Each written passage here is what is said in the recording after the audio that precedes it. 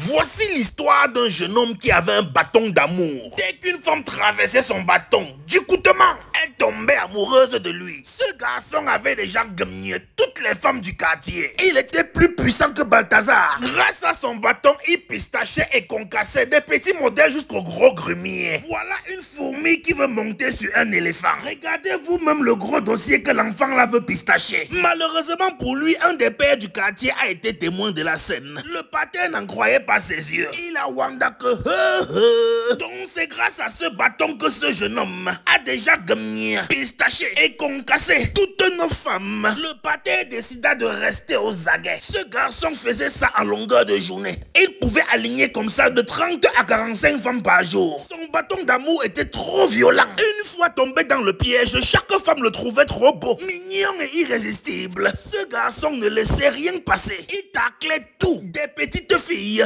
même les grands-mères du quartier. Mais malheureusement pour lui, voilà son secret qui venait d'être découvert. Ce petit ne se reposait pas.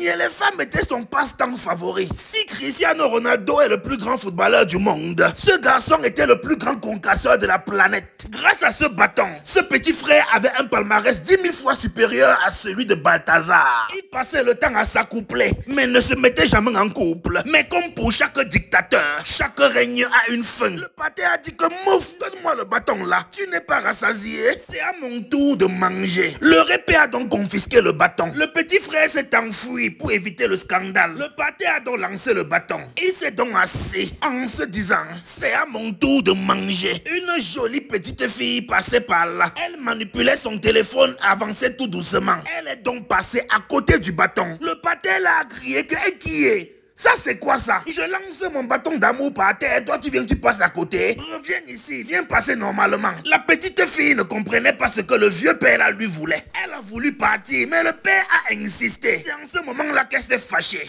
Laissez-moi. Ne traverse pas le bâton là. Jeune homme, ne fais pas ça. Mais il était trop tard. Dès qu'il a traversé le bâton, le jeune garçon est tombé amoureux. Oh my God! Le pater là a couru. Et il a couru comme il n'a jamais couru de toute sa vie. Voilà les conséquences. Quand on veut avoir l'amour facile, voilà donc l'amour qui poursuit le pater. L'amour, est-ce aimer ou être aimé? Bien que l'amour soit le symbole d'un sentiment partagé, être aimé n'est jamais le signe d'un bonheur parfait. Jouez à OneIsBet en utilisant le code promo 237 Club. Quand vous pariez pour la première fois, ça double votre crédit. Mama.